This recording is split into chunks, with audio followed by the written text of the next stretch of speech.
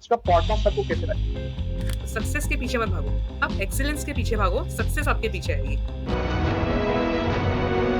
दोस्तों, आज के इस पॉडकास्ट में हम नालंदा यूनिवर्सिटी की बात करने वाले हैं। इस पॉडकास्ट के लिए मैंने अपने एक खास दोस्त को बुलाया है। विराज, आप अपने आप को इंट्रोड्यूस करेंगे? हेलो फ्रेंड्स, मैं हूँ विराज प्रधान। मैं वीआईटी चेन्नई में पढ़ता हूँ मेरे फ्रेंड अर्नो के साथ। हम वहाँ पे सीएससी कोर के स्टूडेंट्स हैं और अभी हम थर्ड ईयर में हैं। जी।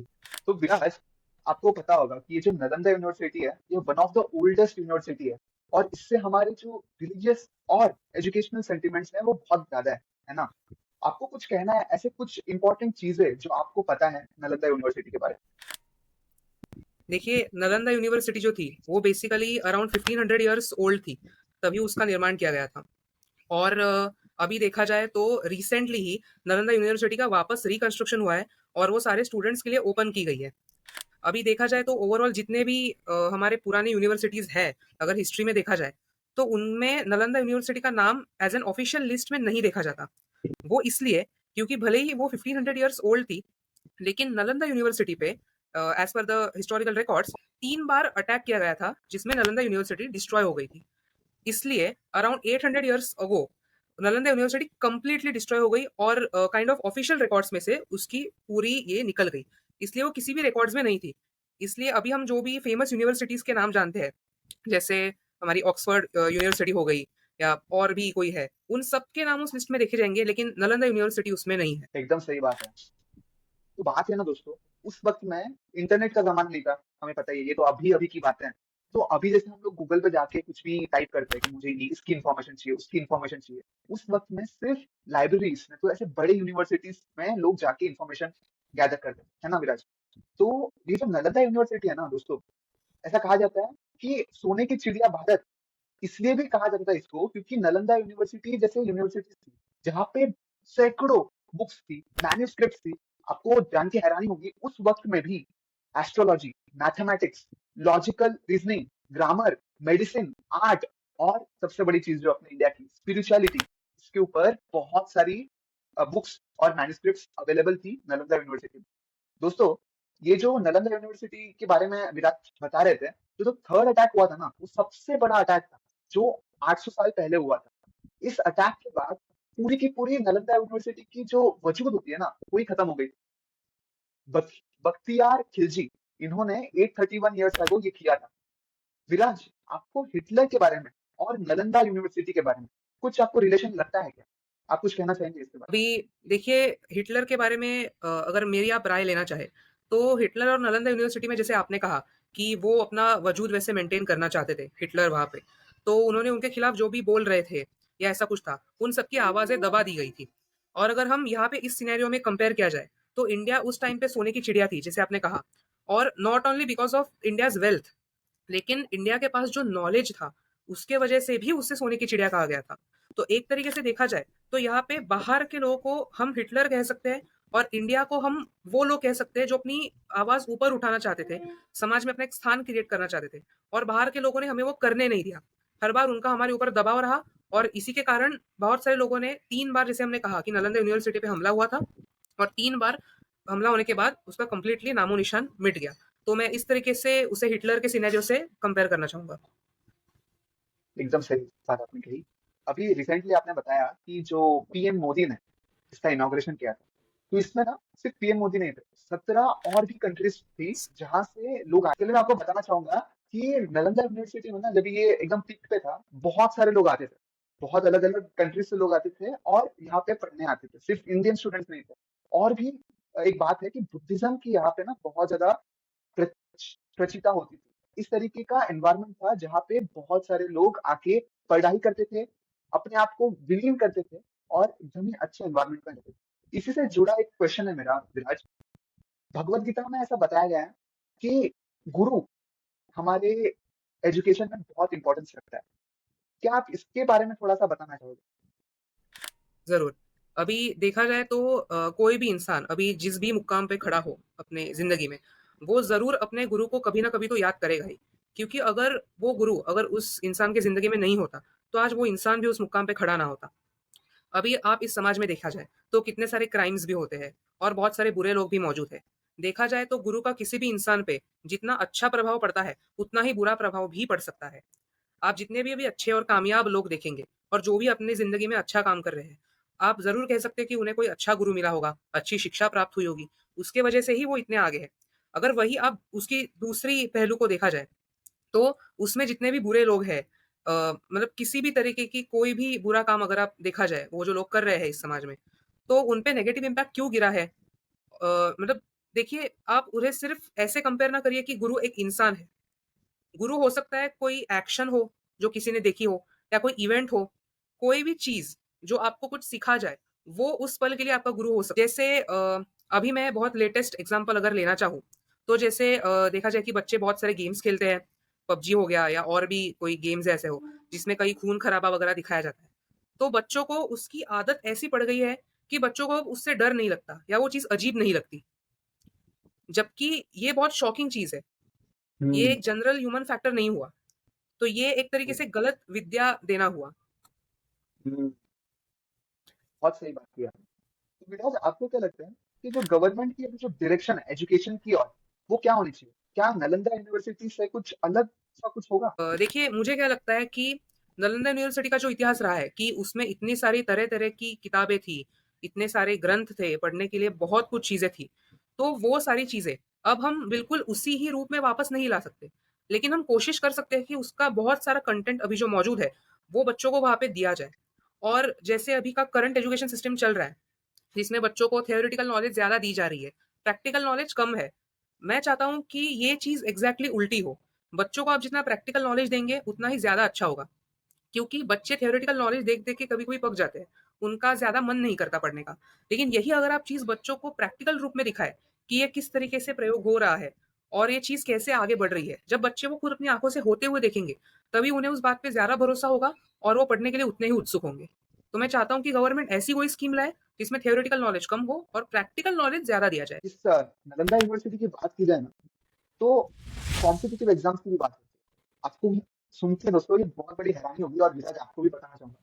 बात क्या है ना, जैसे अभी जेई नीट ऐसे एग्जाम्स होते हैं, उस वक्त में भी नालंदा यूनिवर्सिटी के लिए कॉम्पिटिटिव एग्जाम होती थी। तो कहते हैं लोग कि 10 में से सिर्फ 3 ही लोग एंट्री कर सकते थे यूनिवर्सिटी में।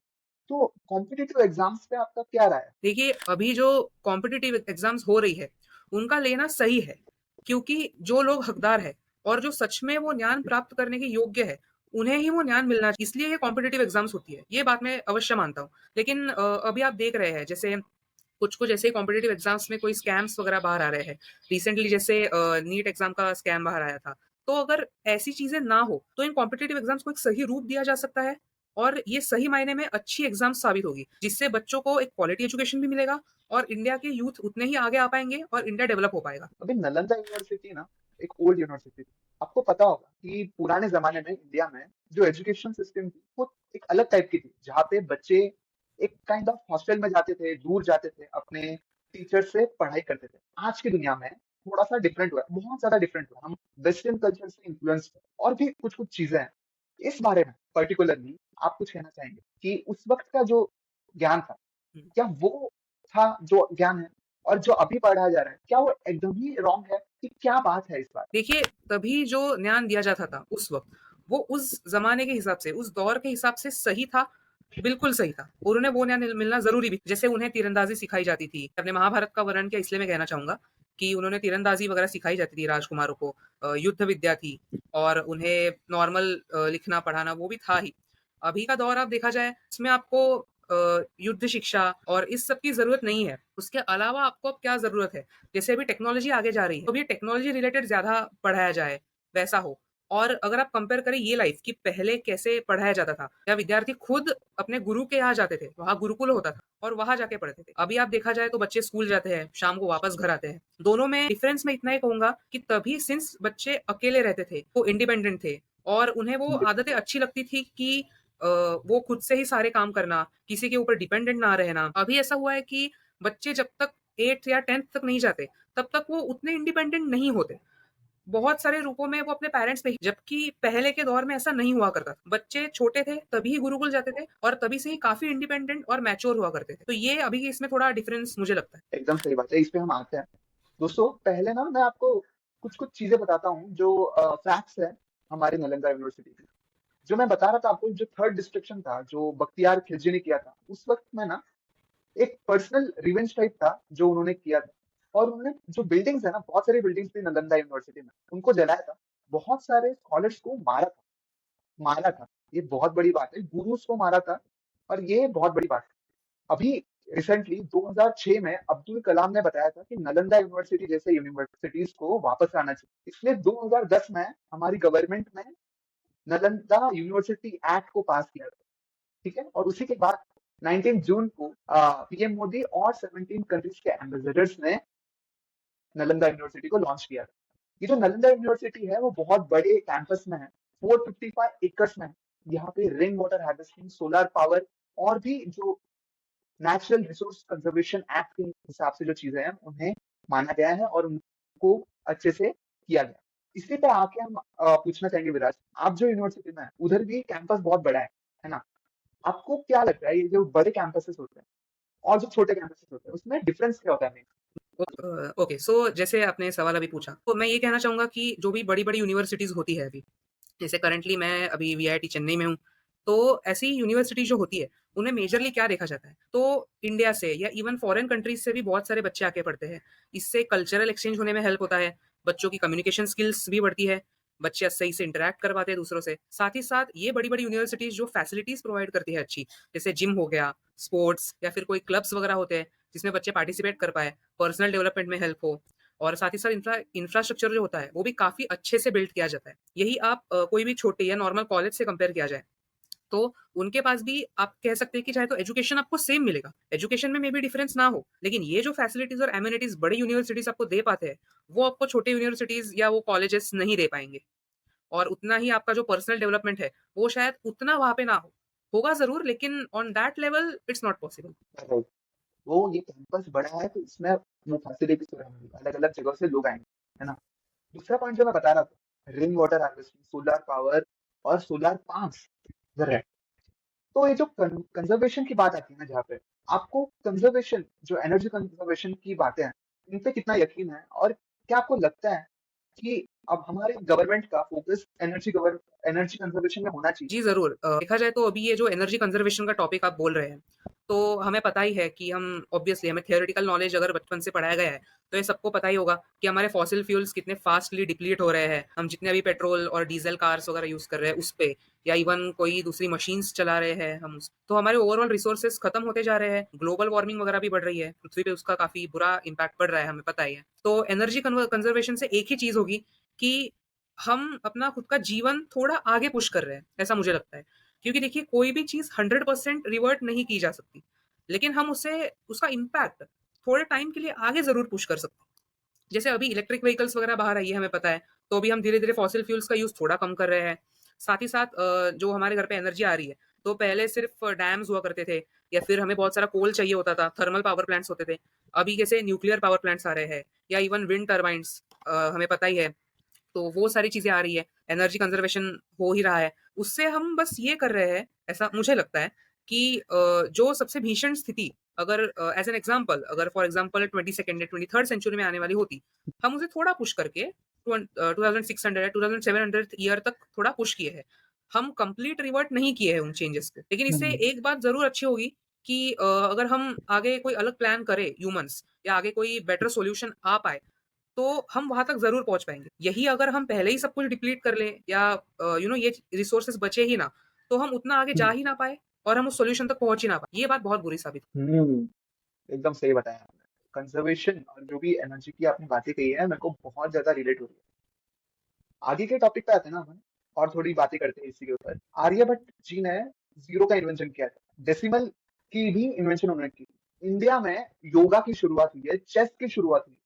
स्पिरिचुअलिटी में इंडिया का बहुत बड़ा रोल है। आपको पता है दोस्तों, इतने सारे स्किल्स जब हमारे इंडिया में है, तो क्यों इतने सारे प्रॉब्लम्स राइज हो रहे हैं अपने कंट्री में, और जिसका सॉल्यूशन हमें अलग कंट्री से लेना पड़ रहा है। और भी चीजें हैं, जैसे ब्रेन ड्रेन की बातें हो गई, है ना? ये सब टॉपिक्स बहुत बड़े हैं, और इनके बारे में मैं आपकी, राज, थोड़ी सी मदद चाहूंगा। आप थोड़ी चीजें इनके बारे में बताइए कि ब्रेन ड्रेन क्यों हो रहा है, और अभी नालंदा यूनिवर्सिटी जितनी बड़ी यूनिवर्सिटी, जहाँ पे मुझे यकीन है सरकार बहुत ज्यादा पैसा लगा के आईआईटी जैसी बनाएंगी, मतलब जहाँ पे अलग अलग रिसर्च अपॉर्चुनिटीज मिलेंगी, प्लेसमेंट अपॉर्चुनिटीज मिलेगी, एंटरप्रेन्योरशिप अपॉर्चुनिटीज मिलेगी, और पर्सनल ग्रोथ की भी अपॉर्चुनिटी मिलेगी। तो ये जब होगा, जब ये नालंदा यूनिवर्सिटी जैसी यूनिवर्सिटी आगे आएंगी, क्या ब्रेन ड्रेन पे इफेक्ट होगा। तो जैसा कि अभी आपने कहा कि यहाँ पे बहुत सारे लोगों का या नए अपकमिंग यूथ का ब्रेन ड्रेन हो रहा है और बहुत सारे लोग चाहते हैं कि वो फॉरेन में जाके ही सेटल हो जाए। इंडिया में कहाँ ही अपॉर्चुनिटीज रखी है। ऐसे बहुत सारे लोगों की भी राय बन रही है। देखिए, इंडिया में भी अभी अपॉर्चुनिटीज है, बस आपको वो सही से ढूंढने आनी चाहिए।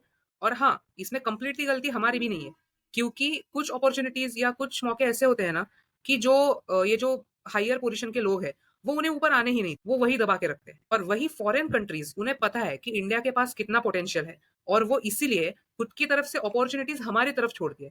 इसलिए ऑब्वियसली हमारा क्राउड वहां अट्रैक्ट हो जाता है और सारे वहां चले जाते हैं। इसलिए यहाँ कुछ ही अच्छे लोग बचते हैं जो इंडिया के डेवलपमेंट के लिए सोच पाते हैं। अगर यही आप सोचे कि नालंदा यूनिवर्सिटी जैसी यूनिवर्सिटीज अगर आगे आए और उनसे जो भी अच्छे अच्छे बच्चे निकले, उन्हें अगर इंडिया में ही सही अपॉर्चुनिटीज दी जाए, तो इसका फायदा सिर्फ उन यूनिवर्सिटीज को या फिर उन बच्चों तक ही सीमित नहीं रहेगा।